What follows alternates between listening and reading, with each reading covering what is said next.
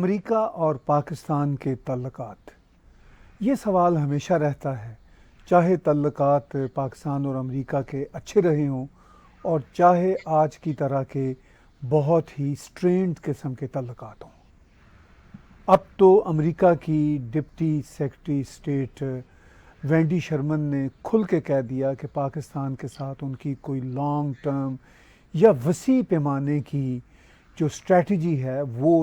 ज़ेरे गौर नहीं और ना ही काबिल अमल है। और इसके साथ साथ उन्होंने भारत में अपने दौरे के दौरान ये कहा कि पाकिस्तान के साथ उनकी जो बातचीत या जो रिलेशनशिप है बहुत महदूद और मखसूस नौइयत का है। अमेरिका पाकिस्तान से डू मोर का ही मुतालबा बढ़ाता नज़र आ रहा है। इस सब पर बातचीत होगी बैरिस्टर हमीद बशानी साहब के साथ, उन्हीं के शो थर्ड ओपिनियन में मेरे साथ जुड़े हुए हैं हमीद बशानी साहब। Sir welcome. पाकिस्तान और अमेरिका के तल्लुकात जब से पाकिस्तान बना है वो हमेशा क्वेश्चन मार्क के तौर पर ही रहे हैं। अगरचे पाकिस्तान के साथ अमेरिका की वर्किंग रिलेशनशिप हमेशा किसी न किसी तरह से चलती रही, लेकिन हम देख रहे हैं कि गुज़श्ता 3 सालों से जिस तरह सर्द महरी बाकायदा कहना चाहिए, वो जो कोल्डनेस है दोनों मुल्कों के बीच तल्लुकात की, और बहुत ही प्रिसाइज है कि भाई सिर्फ यही काम आपसे लेना है या यही काम आप कर सकते हैं तो करें वरना आपसे कोई ताल्लुक नहीं है। ये नौइयत जो है अब वेंडी शर्मन के दौरा भारत के बाद अब दौरा पाकिस्तान के दौरान भी यही है। आप कैसे देखते हैं इस सारी सूरत हाल को? थैंक यू जी ताहिर साहब। जैसा कि आपने कहा कि ताल्लुकात तो बड़े जो है वो पुराने हिस्टोरिकल रहे हैं, लेकिन मैं समझता हूँ कि इसमें जो लफ्ज़ ताल्लुकात है ना, ये बहुत इम्पॉर्टेंट है और इसको समझना चाहिए। मैं समझता हूँ कि इसको हम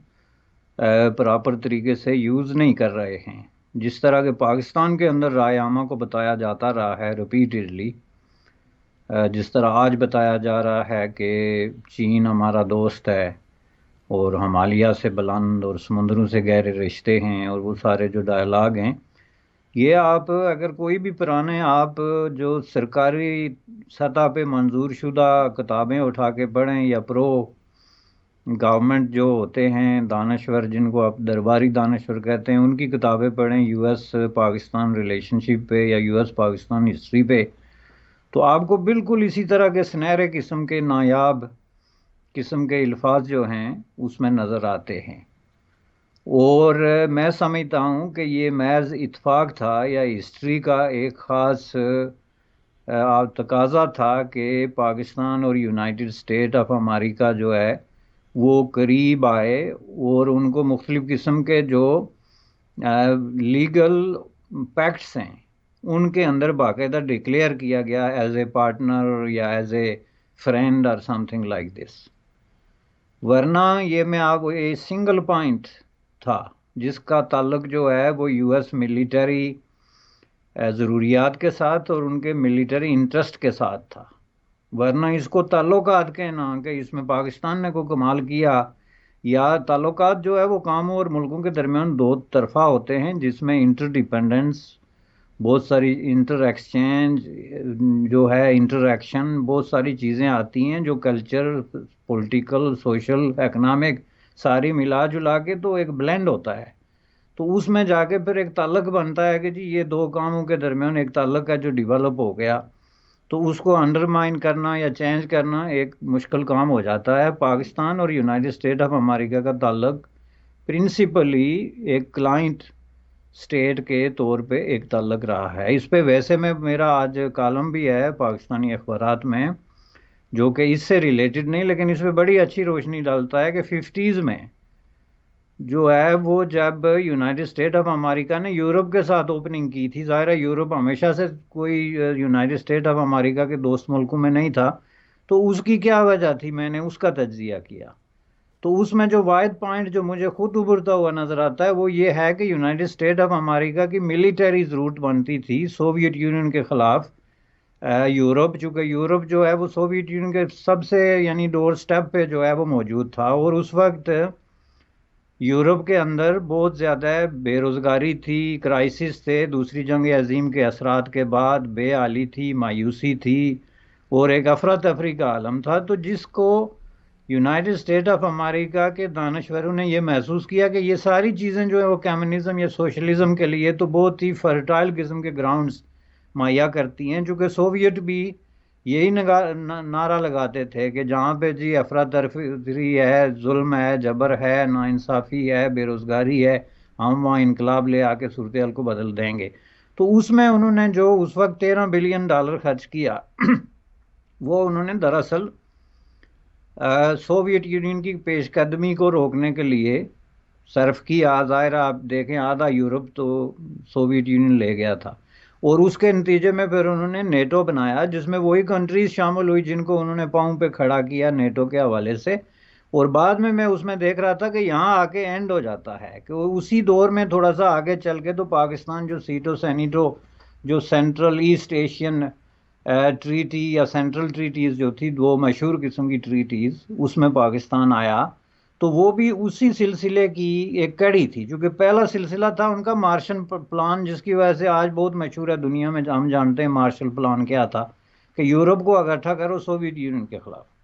वो आगे चल के तो ये जॉइंट सिक्योरिटी के मायदे ये सारे भी उसी की अगली शक्ल थी, कि उससे अगली सतह पे जहाँ जहाँ हमारा टकराव सोवियत यूनियन के साथ हो रहा है उसमें लोगों को जमा करो। और जाहिर है कि पाकिस्तान उसमें एक स्ट्रेटेजिकली वेल प्लेस्ड कंट्री थी कि जी फ़ौरन बाद जो है वो बॉर्डर्स आ जाते थे अफगानिस्तान के।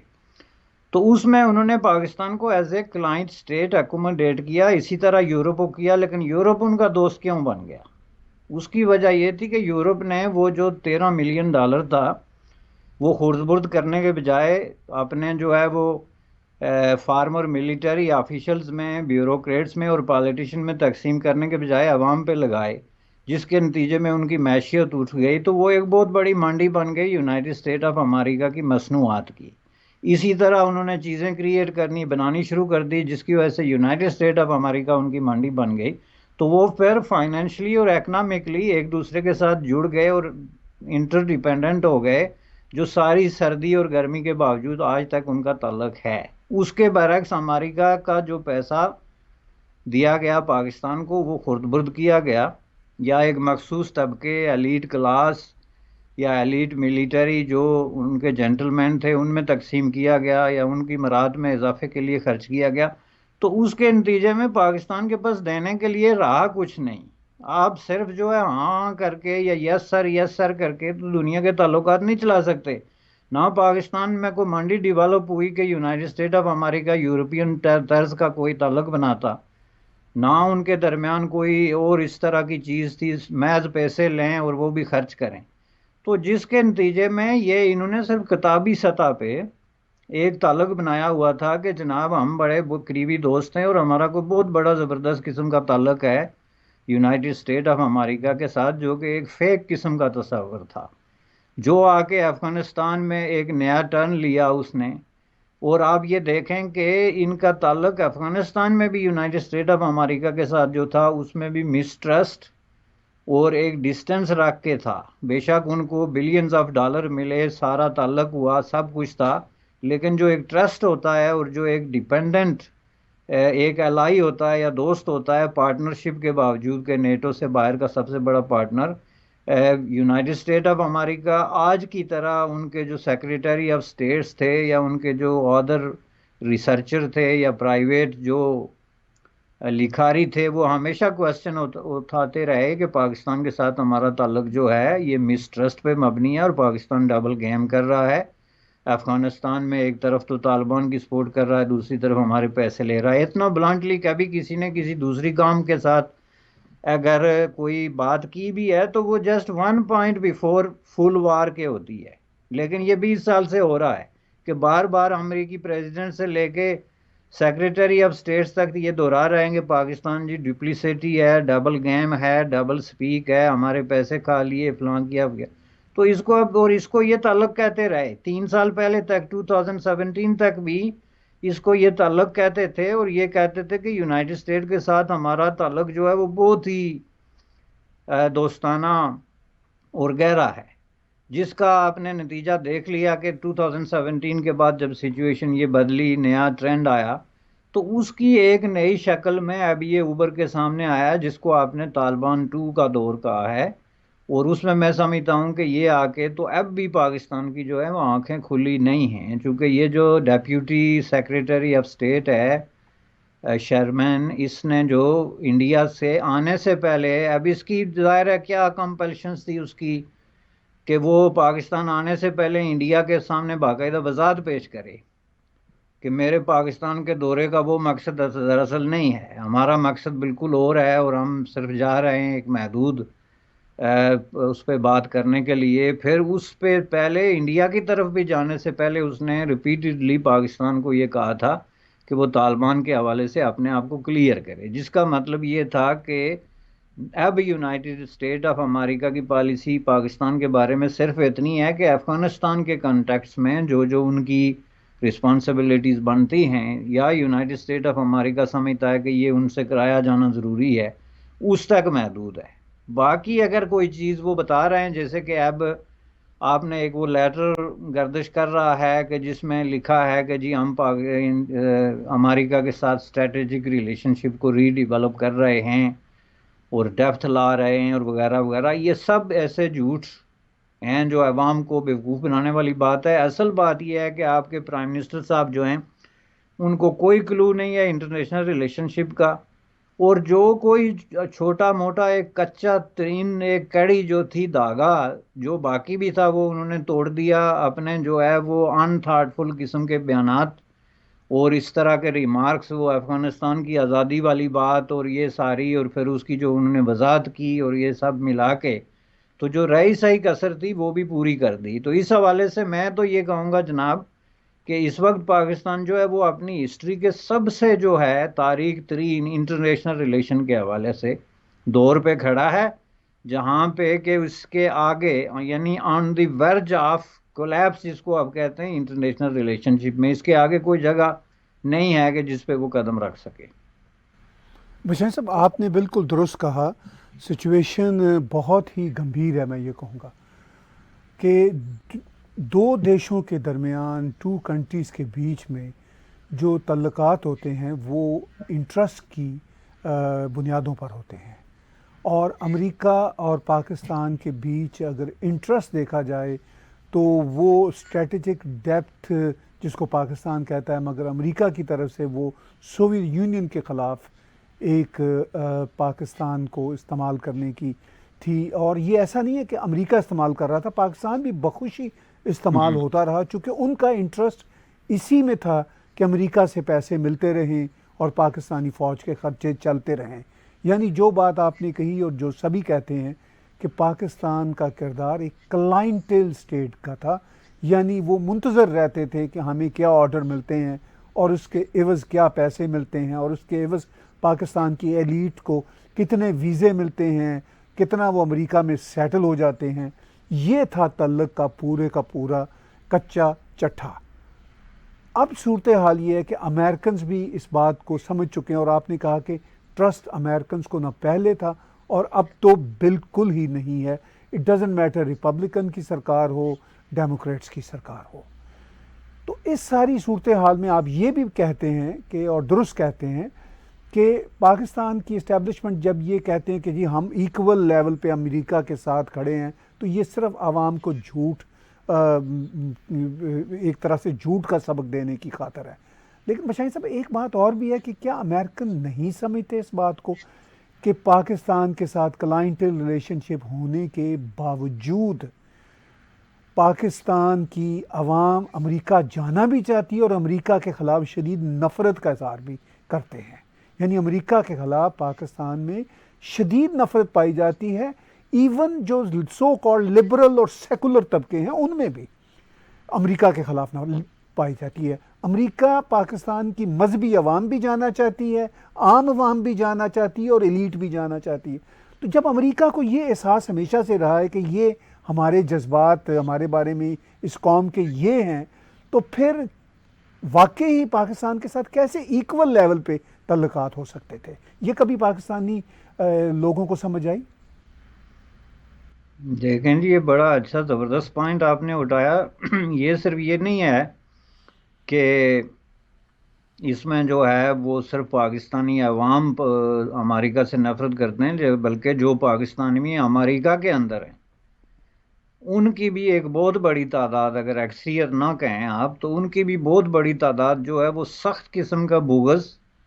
असद और इंतहाई दुश्मनाना और मुखालफाना किस्म का नज़रिया रखती है, जिसका इज़हार हम अपनी रोज़मर्रा की ज़िंदगी में, उनकी गुफ्तगू में, उनकी निजी महफिलों में, या उनके जो प्रोग्राम्स होते हैं, या उनके जो भी इस तरह की एक्सप्रेशन का कहीं इज़हार का कहीं कोई रास्ता निकलता है, तो अगर आप उसको स्टडी करें तो घुमा फिरा के, यानी जब आप ये कहें कि जी मुख्तलिफ चीज़ों के हवाले से कहने का नहीं होता कि आप लाजमी तौर पे अमेरिका का नाम लेके ही तो उसको क्रिटिसाइज़ करें, लेकिन जब आप ये कहें कि मगरबी माशरा जो है वो शैतान का गढ़ है, या हम अब यहाँ पे आ गए हैं तो हमने अपनी नस्लों को इनसे बचाना है, लफ्ज़ इन इस्तेमाल करें ब्रैकेट में, और आपके जो सारे लक्षण, आपके सारा तरीक़ाकार, आपका उठना बैठना, आपकी स्कूलिंग, आपके रिलीजियस जो इंस्टीट्यूशंस हैं, आपके कम्युनिटी सेंटर्स हैं, उसमें आप चुन चुन के ऐसे लोगों को आगे करें और ऐसे लोगों के हाथों में उनका इंतज़ाम और इंसराम हो कि जिनके अंदर मगरब के ख़िलाफ़ नफ़रत जो है वो कूट कूट कर भरी हो। और मज़े की बात यह है कि इग्नोरेंस, नफ़रत हमेशा होती इग्नोरेंस पे है। नफ़रत कभी भी जो है वो इल्म और शाऊर रखने के बाद बाकी नहीं रह सकती, अपना वजूद बरकरार नहीं रख सकती। उसके वजूद की वजह ये होती है कि जिस आदमी के अंदर नफ़रत है किसी मुल्क के ख़िलाफ़, किसी काम के ख़िलाफ़, किसी शख्स के ख़िलाफ़, उसके पीछे उसकी इग्नोरेंट और एक बायस और एक बुग़्ज़ जो होता है वो दिल में होता है। तो ये तो इवन वो लोग हैं जो अमेरिका आ गए पाकिस्तान छोड़ छड़ा के, यहाँ आके उन्होंने बिलियंस ऑफ डॉलर बनाए,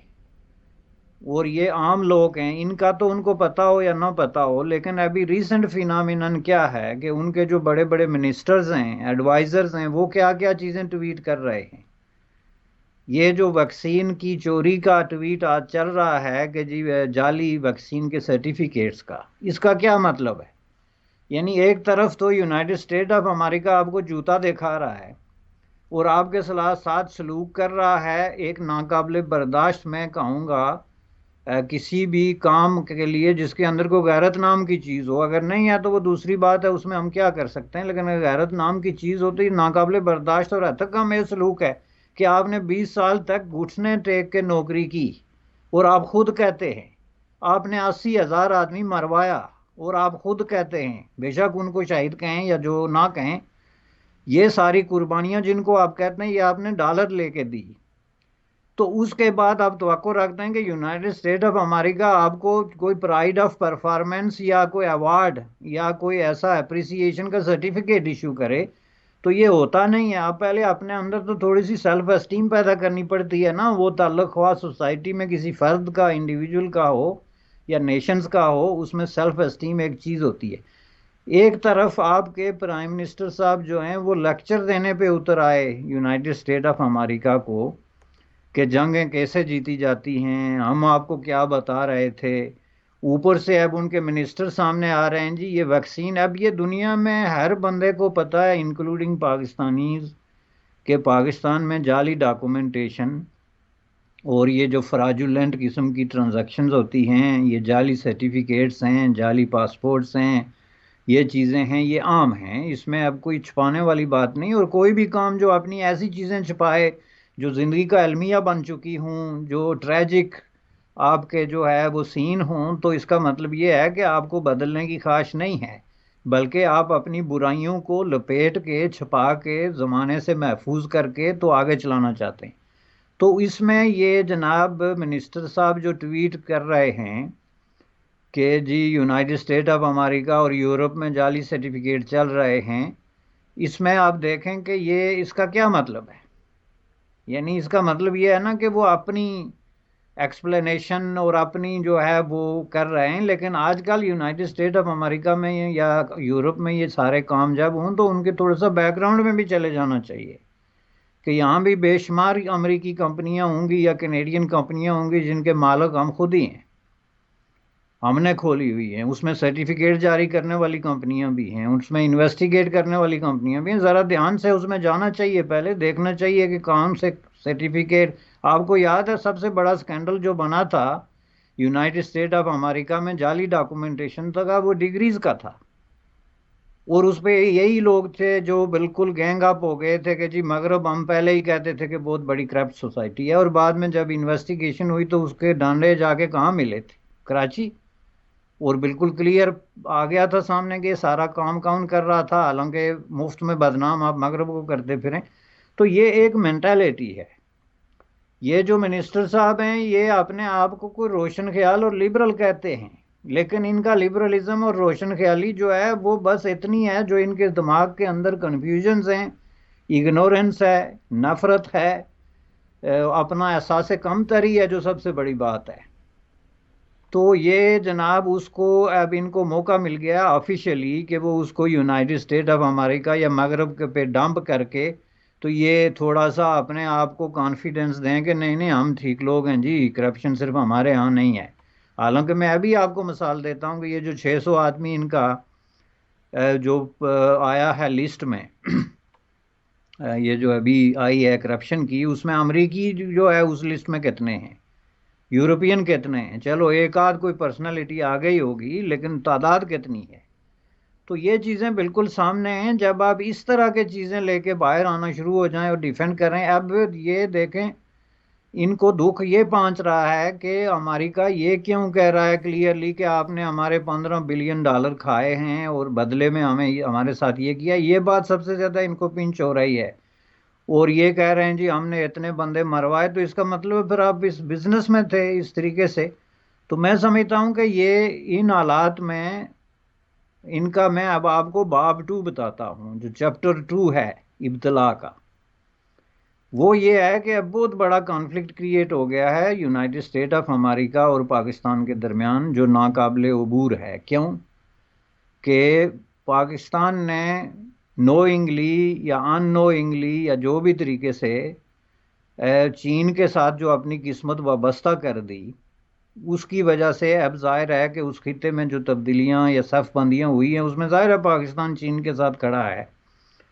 उसमें ये जितने इताद बन रहे हैं, ख्वाह वो इंडिया, जापान, अमेरिका और ऑस्ट्रेलिया का हो, ख्वाह वो अमेरिका, यूके और ऑस्ट्रेलिया का हो, ख्वाह वो कोई भी जितने मुख्तलिफ़ किस्म के वहाँ 3-4 इताद बने हैं, उनका बुनियादी मकसद जो है वो यही है कि वहाँ पे चीन के हवाले से जो आज़ाद समुंदर का तस्वर है, या पैसिफिक में जो इजारादारियों का सवाल है, वहाँ पे ट्रेड और कॉमर्स का सवाल है, इन सब पे जो है वो एक क्लियर कॉन्फ्लिक्ट है, जिसमें कि यूनाइटेड स्टेट ऑफ अमेरिका ने बड़ा कैटेगरिकली उन्होंने इसको क्लियर किया कि इसमें आपको या हमारे साथ खड़ा होना पड़ेगा या चीन के साथ। तो उस हवाले से पाकिस्तान जो है वो एक बार फिर वही गलती कर रहा है जो उस वक्त सोवियत यूनियन के ख़िलाफ़ इन्होंने बगैर सोचे समझे और बगैर कोई अपना ऑप्शन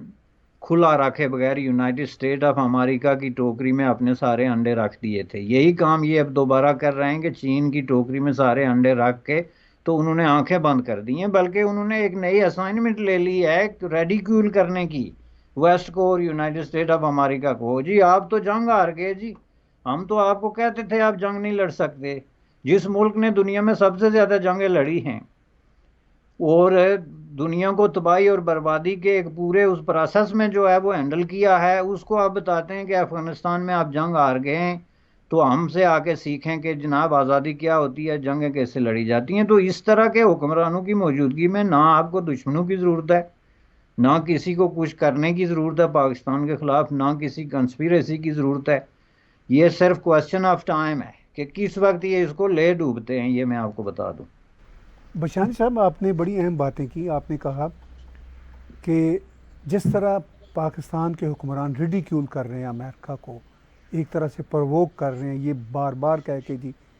कि आप तो जी अफ़गानिस्तान में जंग हार गए, और यहाँ तक कहते हैं जी असल में ये जंग इनडायरेक्टली हमने ही आपको हराई है। तो ऑफ कोर्स अमेरिकन को तो पता है कि इस जंग के क्या कॉन्सिक्वेंसेस थे, क्या प्रोसेस था, कब उन्हें जाना था, चाहे उसमें उनकी कितनी ही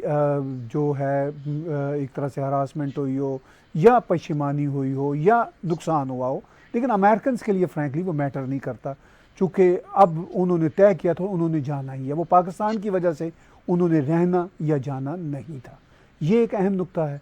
दूसरा जो आपने नुक्ता उठाया कि पाकिस्तान ने अपने सारे जो हैं अंडे अब चीन की बास्केट में रखते हैं। मैं तो ये कहूँगा बशाइन साहब, अंडे तो इनके पास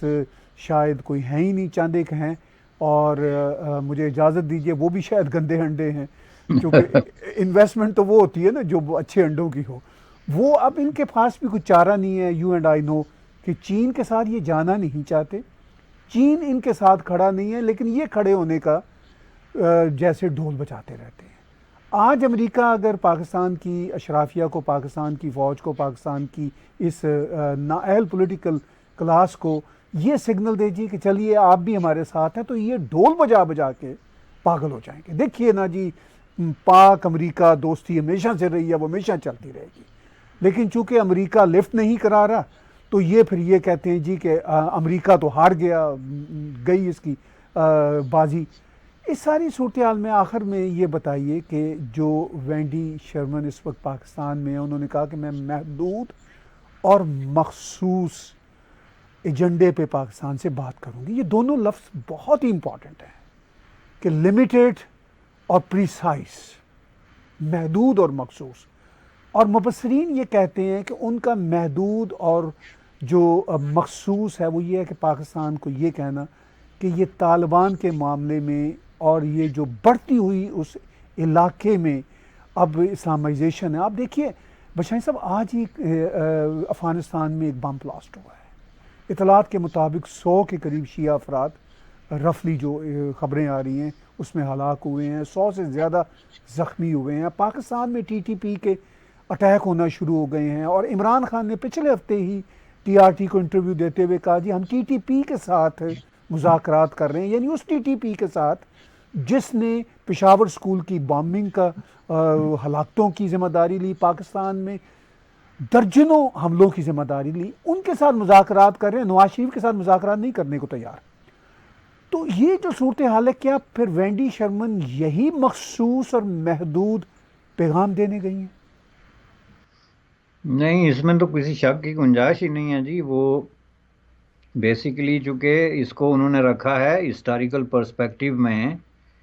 कि जो इंडिया पाकिस्तान में कोई भी US सेक्रेटरी ऑफ स्टेट या प्रेसिडेंट या कोई जाए तो वो हमेशा एक कंपैरिजन शुरू हो जाता था जी, इंडिया पाकिस्तान, तो इंडिया में इन्होंने ये कहा तो पाकिस्तान में ये है तो क्या होगा। इस तासर को उन्होंने बड़ा क्लियरली तोड़ा है और क्लियर किया है कि मेरा वहाँ जाने का मकसद, ये कहने का मतलब भी यही था। देखें, ये डिप्लोमेटिक लैंग्वेज के ख़िलाफ़ है। डिप्लोमेटिक जो दुनिया है वो इम्कानात की दुनिया होती है, उसमें कहीं भी आप चीज़ों को लिमिटेड या दरवाजे बंद नहीं करते, उसमें आप ओपन रखते हैं कि मुमकिन है एक ही दौरे में आपका एक बहुत बड़ा कोई बाब खुल जाए। तो जब उसने पहले ही तय कर लिया कि कुछ खुलने वाला नहीं, ना हम खुलने के मूड में हैं, बल्कि उसने क्लियरली कहा कि at this point of time we are not thinking about anything like this. तो जिसका मतलब ये है कि हम आपके साथ किसी किस्म की कोई जो है वो कंस्ट्रक्टिव या ऐसी बात करने के लिए तैयार नहीं जिसकी वजह से हमारे फ्यूचर रिलेशनशिप पे कोई असर पड़े। ये सारा एक्सक्लूसिवली जो है वो तालिबान ओरिएंटेड और तालिबान फोकस्ड मसला है, जिसका उन्होंने इज़हार भी कर दिया कि तालिबान ने एक बार फिर बिट्रे किया है और उन्होंने जो वादे किए थे वो पूरे नहीं किए। ह्यूमन राइट्स के काउंट पर, औरतों के काउंट्स पर, बच्चों की तालीम के काउंट्स पर उन्होंने जो है वो अपने अल्फाज पे पैरा नहीं दिया है। तो ये एक इस तरह से पाकिस्तान की तरफ भी इशारा है, चूँकि पाकिस्तान इस वक्त दुनिया में वाहिद मुल्क है जो तालिबान की वकालत कर रहा है और इस एजेंडे को पुश कर रहा है कि तालिबान को तस्लीम किया जाए। तो मैं समझता हूँ कि ये अपनी इसी पॉलिसी की नज़र हो जाएंगे बहुत जल्द। Is a question of time. बहुत ही काउंटर प्रोटेक्टिव और रिग्रेसिव किस्म की पॉलिसी है। किसी भी मुल्क में अगर ये कोई पॉलिसी बनाने वाला बंदा हो तो उसको अवाम वीटो कर दें और वोट ऑफ नो कॉन्फिडेंस आ जाए फिल फोर। जो कन्फ्यूजन की पॉलिसी और सीक्रेसी की पॉलिसी है इस वक्त जो है वो पाकिस्तान में चल रही है, पार्लियामेंट, आपके इदारे, आपके पॉलिटिशियन, आपकी प्रेस पब्लिकेशंस, किसी को खबर तक नहीं कि हो क्या रहा है, चाहते क्या हैं, कर क्या रहे हैं और करना क्या चाहते हैं। ये स्टेट ऑफ कन्फ्यूजन है जिस पे अब क्या कहा जा सकता है। बहुत बहुत शुक्रिया बशानी साहब, आपने बहुत से असल बातचीत की। व्यूअर्स बातचीत सुन रहे थे आप थर्ड ओपिनियन में बैरिस्टर हामिद बशानी साहब की। उन्होंने अमेरिका की डिप्टी सेक्रेटरी वेंडी शर्मन के दौरा भारत और दौरा पाकिस्तान के कॉन्टेक्स्ट में बिल्कुल वाज़े शब्दों में जिस तरह पूरे का पूरा तजिया किया वो बहुत ही अहम है। आज का तजिया थर्ड ओपिनियन में बैरिस्टर हामिद बशानी और मेरे साथ देखने और सुनने का बहुत बहुत शुक्रिया। आप हमारे YouTube के चैनल को सब्सक्राइब कीजिए और इसके साथ साथ इसी चैनल पे डोनेट के बटन को क्लिक करेंगे तो आप हमें पैट्रियन के ज़रिए, पेपॉल के ज़रिए या क्रेडिट कार्ड के ज़रिए कंट्रीब्यूट कर सकते हैं।